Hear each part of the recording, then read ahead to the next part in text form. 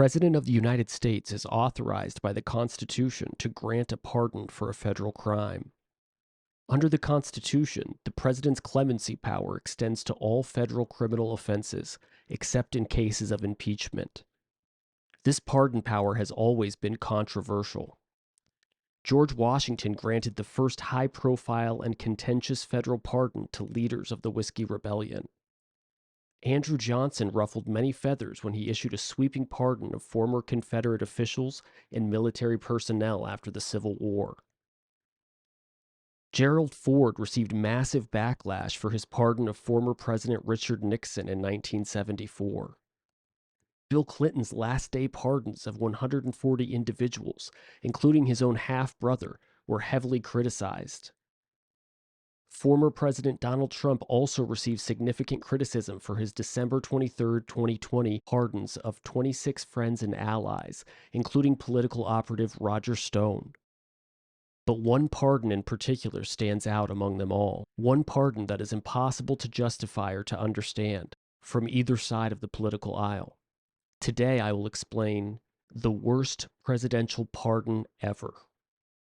The worst pardon ever was issued on January 19, 1981, the day before Jimmy Carter's presidency ended. It is said that the reason the pardon was not met with much backlash at the time was due to a much larger event occurring the very next day. In November 1979, 53 American diplomats and citizens were taken hostage by militarized Iranian college students when they took over the U.S. Embassy in Tehran. The hostage situation with Iran and a failed rescue mission organized by the Carter administration loomed over the 1980 presidential race. The international debacle has been cited as a major contribution to the downfall of Carter's presidency and his landslide loss in the election. The hostages' release all but confirmed this. After 444 days in captivity, the hostages were released just 20 minutes after President Reagan was sworn into office. To supporters of Reagan, this was an immediate demonstration of the power projected by the new president. To others, it was an obvious sign of coordination between the Reagan campaign and the Iranian government. The release was January 20th, 1981, the day after Jimmy Carter had issued the worst presidential pardon of all time. This event attracted massive media attention, and close scrutiny of Carter's pardons the day before was virtually non-existent at the time. Since then, especially in the last 20 years, the pardon has received much more well-deserved criticism. But who was pardoned, and what did they do that was so wrong? Peter, Paul, and Mary were an American folk rock group formed in New York City in 1961 and an all-around terrible band. Their enormous success in the 1960s unfortunately helped popularize the folk music revival of the time period. During their original 17-year run, they released several successful but awful songs that hopefully you also have never heard of. One song that has continued to garner attention over the years was 1963's Puff the Magic Dragon. While the meaning of Puff the Magic Dragon seems immediately obvious to anyone over the age of 12, the band themselves insisted that the song had a deeper, more meaningful message about the lost innocence of childhood. This statement is made exponentially darker and more ironic given the rest of our story. Peter Yarrow was the Peter of Peter, Paul, and Mary. In 1970, he was convicted of taking improper liberties with a 14-year-old girl named Barbara Winter, who had gone to Yarrow's hotel room with her older sister seeking an autograph. While I will not discuss the exact details of the encounter in this video, they are disgusting and indefensible. Peter, then 32 years old, was sentenced to a 1 to 3 year prison sentence and ultimately served only 3 months of it. On the day of his sentencing, Yarrow admitted to his crime against the 14-year-old, offering a weak apology that remarkably did not even mention the victim herself among the people he had hurt. "I am deeply sorry. I have hurt myself deeply. I hurt my wife and the people who love me. It was the worst mistake I have ever made." Now, I know what you're thinking. There is no way that any president in the history of the United States would pardon a man for a crime like this.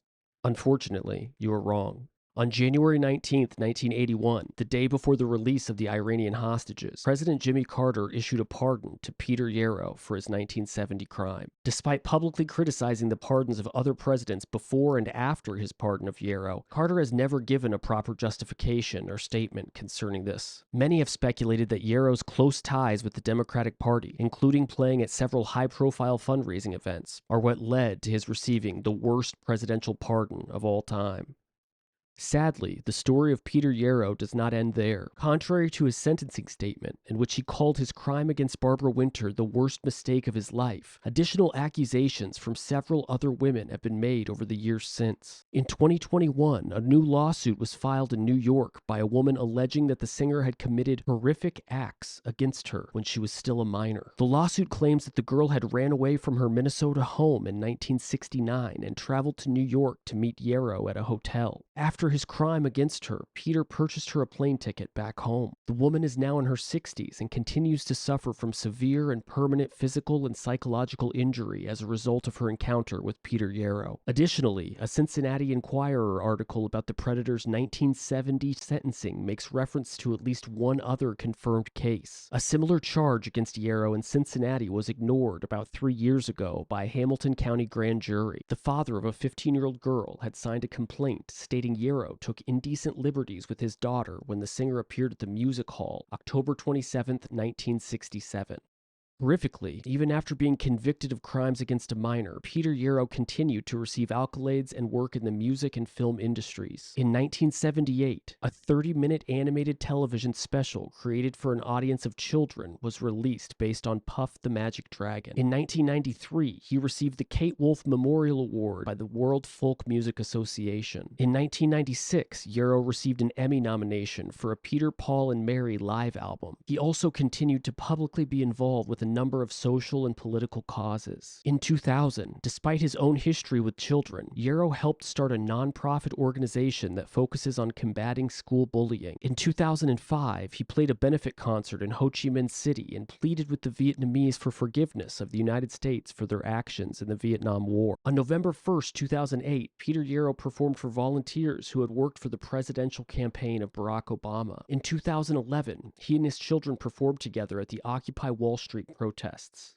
In the last several years, Peter Yarrow and the politicians he fundraises for have finally began to receive some well-deserved criticism. In 2004, a Democratic U.S. representative named Martin Frost canceled a fundraising appearance with Yarrow after a radio advertisement by his opponent drew attention to the 1970s conviction. In 2019, he was removed from the lineup of the Colorscape Folk Music Festival after social media backlash to his announced participation. As mentioned earlier, 2021 saw additional allegations of misconduct made against Peter Yarrow. These allegations renewed interest in his 1970 arrest and his subsequent pardon. The 1981 pardon from Jimmy Carter remains the only presidential pardon for a crime against a child, something that Carter himself has never publicly commented on. Have you been convicted of a crime? Are you looking at serving several years in federal prison and fixing to find yourself a way out? Well, look no further and rest your tired head, brother.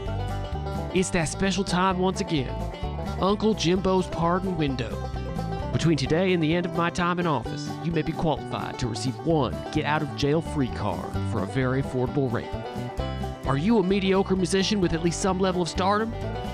Then you may be eligible to receive your very own get-out-of-jail-free card for the price of 1 to 3 fundraising appearances. But remember, time is running out and supplies are limited. Act now by going to jimbospardonwindow.org.